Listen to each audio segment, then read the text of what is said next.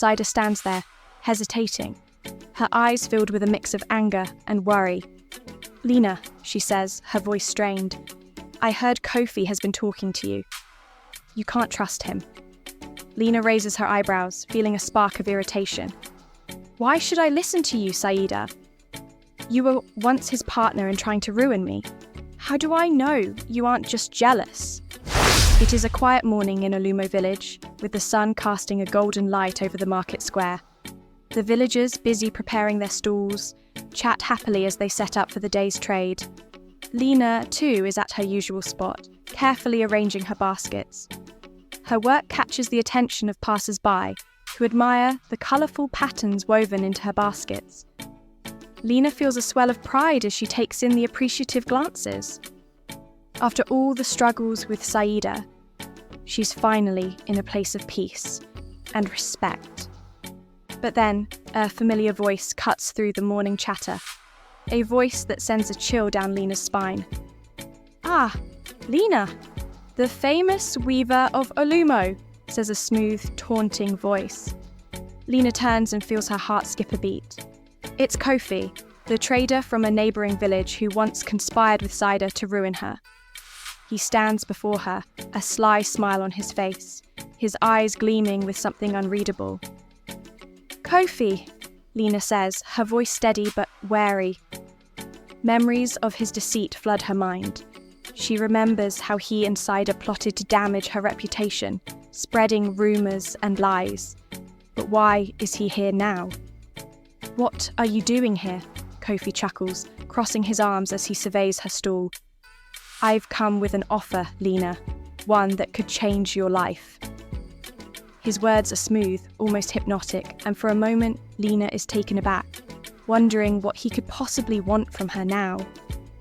As she stares at him, Lina feels a surge of doubt. Can this man, who once tried to harm her, be trusted? She pushes the thought aside for a moment, though the memory of his past betrayal lingers. A warning she can't ignore.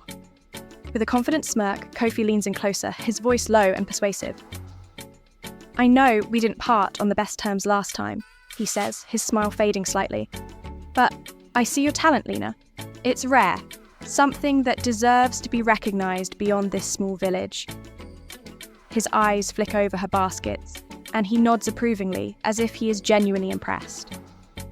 Curious despite herself, Lina listens as Kofi begins to outline his plan. "I have connections," he says smoothly, gesturing toward the distant horizon. "Imagine your baskets in markets far from here, reaching people from distant lands. They would pay well for your work, Lina. You could become a name known across villages." Lina's heart pounds as she imagines her baskets in distant markets, admired by people she's never met. The idea is thrilling, almost too good to be true. But there's something unsettling in Kofi's tone, a hint of possessiveness as he speaks about his connections and his plan. Lina wonders if he truly sees her as a partner or merely a means to further his own ambitions. Kofi's expression doesn't falter, but Lina can't shake the feeling that there's more to his offer than he's letting on. "Think about it, Lina," he urges, his eyes gleaming. "With my help, you could achieve more than you ever dreamed." Later that evening, Lina finds herself by the river, her mind still swirling with thoughts of Kofi's offer. The idea of expanding her work is exciting, but the doubts linger, casting shadows over her thoughts. She closes her eyes, trying to find clarity, but all she sees are memories of Saida's betrayal and Kofi's calculating gaze. Suddenly, she hears footsteps behind her. Turning, she sees Saida approaching, her face tense and troubled. Saida stands there, hesitating, her eyes filled with a mix of anger and worry. "Lina," she says, her voice strained, "I heard Kofi has been talking to you. You can't trust him." Lina raises her eyebrows, feeling a spark of irritation. "Why should I listen to you, Saida? You were once his partner in trying to ruin me. How do I know you aren't just jealous?" Saida's face crumples, hurt flashing across her features. I know I betrayed you before, Lina, and I regret it every day. But I'm telling you this for your own good. Kofi is dangerous. He doesn't care about you or your work. He's only looking out for himself.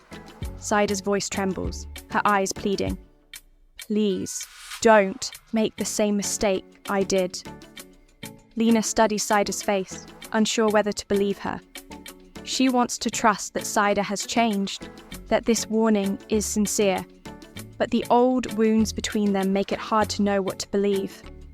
I'll think about it, Saida, she says quietly, though her mind remains conflicted, torn between caution and curiosity. The next morning, Lina sets up her stall in the market, but she finds it hard to concentrate. Kofi's offer and Saida's warning play over and over in her mind, each pulling her in a different direction. She arranges her baskets absent-mindedly, her heart heavy with uncertainty.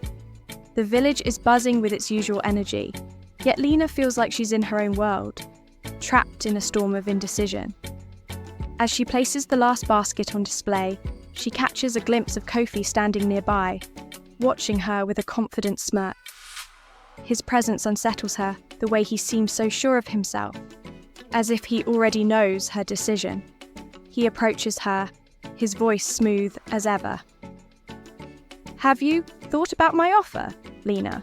He asks, his tone friendly, but his eyes betraying a flicker of impatience. Lina nods, though her response is hesitant. I need more time, she replies, trying to keep her voice steady. Kofi's smile tightens, though he nods in understanding. Of course, he says, though there's an edge in his tone. But remember, Lina, opportunities like this don't come around often. Think carefully. As Kofi walks away, Lina's heart feels heavier than before. She doesn't know what to make of him, whether he is truly offering her a chance or setting her up for a trap. That evening, Lina sits by the river, her thoughts tangled in confusion. She knows she cannot make this decision alone. The weight of it feels too heavy. So, she decides to visit her friend, Yara, a woman known in the village for her wisdom and insight. Yara has always been like an older sister to her, guiding her in moments of doubt. As Lina approaches Yara's small hut, she takes a deep breath, hoping her friend can help her find clarity. Yara listens intently as Lina explains her dilemma, describing Kofi's tempting offer and Saida's cautionary warning. Yara's expression is calm, her gaze steady as she considers each word. Finally, she speaks, her voice gentle yet firm. Lina, life will often present choices that seem glittering and grand, but not all of them bring true happiness. Fame and fortune can be thrilling, but they are empty without peace of mind. Lina nods, taking in her friend's words. Yara continues, her tone filled with quiet strength. You must ask yourself, Lina, if Kofi's offer aligns with what is truly in your heart. Will it allow you to stay true to yourself, or will it pull you away from the things that matter most?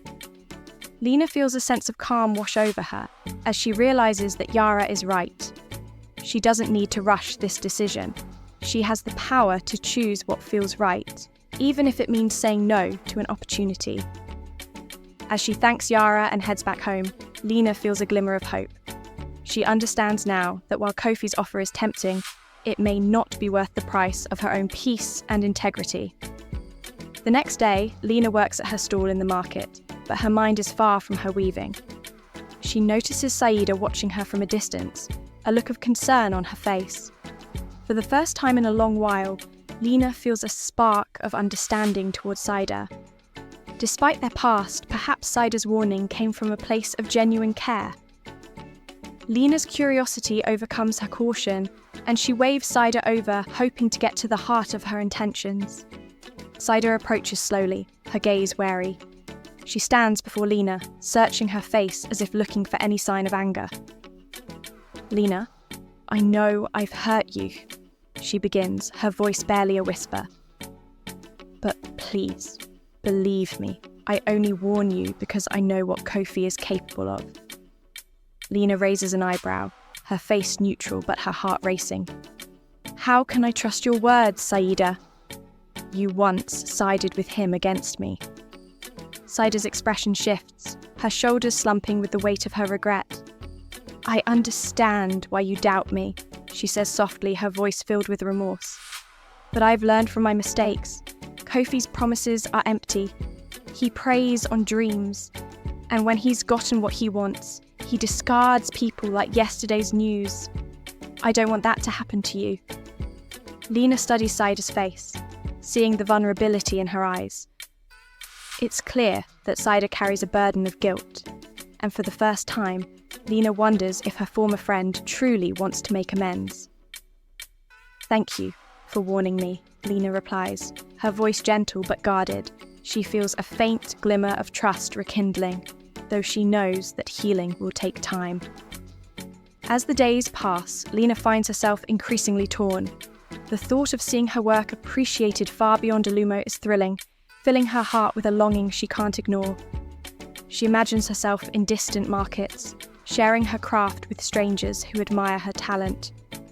Yet every time she thinks of accepting Kofi's offer, Saida's warning and Yara's advice echo in her mind, reminding her of the importance of peace and integrity. One evening, as the sun dips below the horizon, casting a warm glow over the village, Kofi approaches Lina at her stall. His voice is smooth, but there's a hint of impatience in his tone. Lina, he says, his gaze fixed on her. I can't wait forever. You need to decide. Are you ready to step out of this small village and claim your place in the world? Or will you let fear hold you back? Lina's heart races, the weight of his words pressing down on her. She looks into Kofi's eyes, searching for sincerity, but all she sees is a hunger for power, a desire to control. Suddenly, she realizes that if she accepts his offer, she may be sacrificing more than she bargained for. The thought fills her with a sense of unease, as if she's standing on the edge of a cliff, unsure of whether to leap or step back. Taking a deep breath, Lina decides she needs more time to think. She won't let Kofi rush her into a choice that doesn't feel right. I'll give you my answer soon, she says, her voice steady despite her inner turmoil. Kofi nods, though a flicker of frustration crosses his face before he turns and walks away. Determined to get to the truth, Lina decides to confront Kofi directly about her concerns. She finds him the next day at his own stall, his face lit with a smug confidence that only deepens her suspicions. Taking a deep breath, she steps forward, her heart pounding. Kofi, she begins, her voice firm. If I take your offer, how can I be sure that you won't betray me like you did with Saida? Kofi's smile falters for a moment, but he quickly recovers, his face hardening. Lina, that was in the past, he says, his tone sharp. People change. I see the value in your work and I want to help you succeed. Don't let old grudges blind you to the opportunity I'm offering. But Lina isn't convinced. She senses a hidden agenda in his words, a possessiveness that makes her uneasy.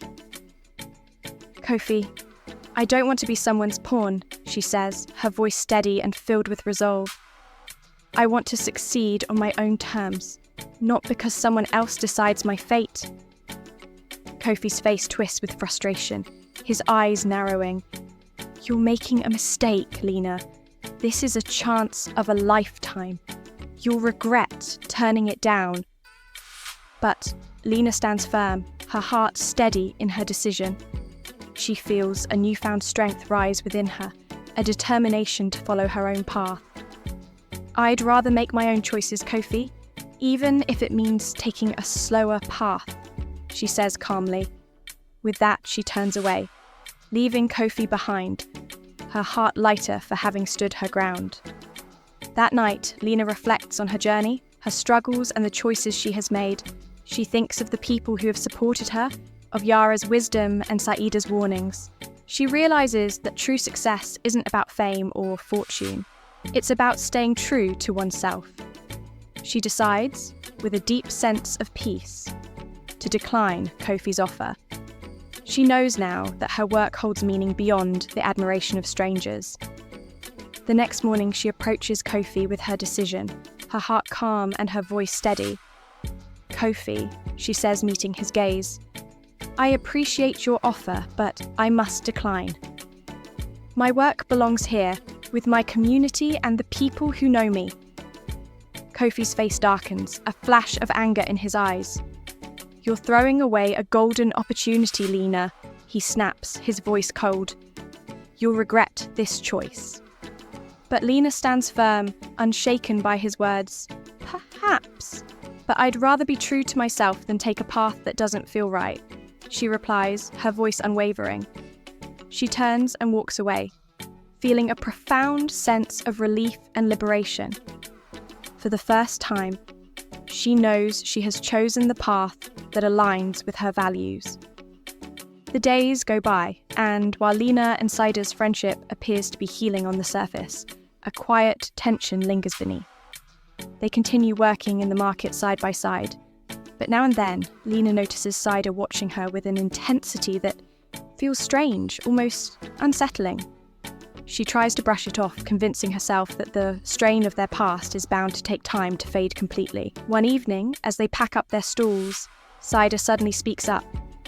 "Lina," she says, her voice barely above a whisper. Lina turns, surprised by the seriousness in her friend's tone. "I have to be honest with you," Saida continues, her gaze fixed on the ground. "I told you I wanted to make amends, and I meant it, but there's a part of me that still feels envious." Lina feels a pang in her chest, but she nods, encouraging Saida to continue. "I've worked so hard, Lina," Saida says, her voice breaking slightly. "And yet, it's always your baskets that the villagers admire most. It's as if no matter what I do, I'll always be in your shadow." Lina doesn't know what to say. She feels a mix of sympathy and frustration. She had hoped that their journey would bring them closer, but it seems Saida's envy is a wound that refuses to heal. "Saida," she begins cautiously, "I understand that you feel this way, but this rivalry between us, it doesn't have to be like this. There's room for both of us to succeed." Saida nods slowly, though her expression remains conflicted. They walk home together, in silence, each lost in their own thoughts. Lina realizes that while they've come far, there's still a part of Saida that resents her success, and for the first time, Lina wonders if true peace between them is possible. The following week, Lina and Saida are visited by a group of traders from distant villages who have heard about their skills and want to bring their baskets to new markets. The traders offer both women the chance to expand their reach, to become known far beyond the boundaries of Olumo. It is an opportunity neither of them expected, one that fills Lina's heart with excitement.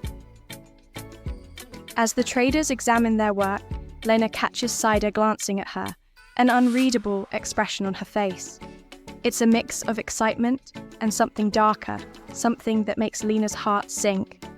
She wonders if Saida sees this opportunity as a chance to finally outshine her, to prove herself as the more skilled artisan.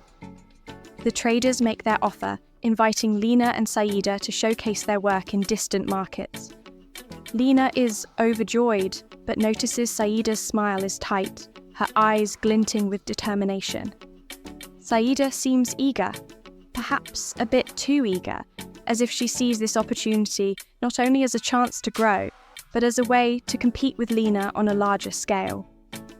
As they walk home, Saida's tone is sharp with ambition. "Finally," she says, almost to herself, "people outside Olumo will see what I can do." Lina smiles, trying to share in her friend's excitement, but she can't ignore the edge in Saida's voice. The subtle hint that perhaps this journey won't be one of unity, but of rivalry. They agree to prepare together, but Lina feels a familiar unease settle in her heart. She realizes that while they're both on the same path, Saida's motives may not be entirely pure. This journey could bring them closer. or drive them further apart. The day arrives for Lina and Saida to set off with the traders. They stand at the edge of the village, their baskets packed and ready, the sun casting long shadows over the path that lies ahead. The villagers gather to send them off, cheering and offering blessings for a safe and prosperous journey. Lina feels a mixture of excitement and dread, a sense that this journey is about to test not only their craft, but also their fragile friendship. As they set out, walking side by side, Saida's mood shifts between excitement and an almost possessive determination. "This is our chance, Lina," she says, her voice filled with ambition. "Our chance to make a name for ourselves, to show the world who we are." Lina nods, trying to match Saida's enthusiasm, but she can't ignore the underlying tension. The path is long, winding through fields and hills, and as night falls, they set up camp under the stars. As they sit by the fire, Saida's tone takes a sharp turn. "You know, Lina," she says, her gaze fixed on the flames, "I've always been the one with bigger dreams. You were content with Olumo, with our village and a simple life. But I wanted more. And now, finally, I have the chance." Lina feels a pang of hurt, realising that Saida sees this journey as her personal conquest, as if Lina's dreams are somehow lesser. "I may be content with Olumo, Saida, but that doesn't mean I lack ambition. I just don't see the need to step on others to achieve my dreams." Saida shrugs, her eyes still on the fire. "Perhaps we just see the world differently," she says coldly. And in that moment, Lina understands that this journey will not be one of companionship, but of rivalry. They may walk the same path, but their hearts are set on different goals, each woman determined to prove herself. As they fall asleep under the stars, Lina feels a shadow of doubt creeping into her mind. She wonders if this journey will end in success, or if it will deepen the divide between her and Saida, leaving them as rivals rather than friends. Thank you for joining us on this emotional journey through friendship, rivalry, and self-discovery. Lina and Saida's story reminds us of the challenges we face when balancing ambition with loyalty, and the courage it takes to stay true to ourselves. We'd love to hear your thoughts. What would you do in Lina's shoes? Have you ever faced a situation where staying true to yourself meant making a tough choice? Share your insights and reflections in the comments below. Your perspective could inspire someone else. Don't forget to subscribe to our channel for more captivating African tales filled with life lessons, drama, and unforgettable characters. Let's build a community of storytellers and dreamers. Together, we can explore the wisdom and beauty these stories bring to life.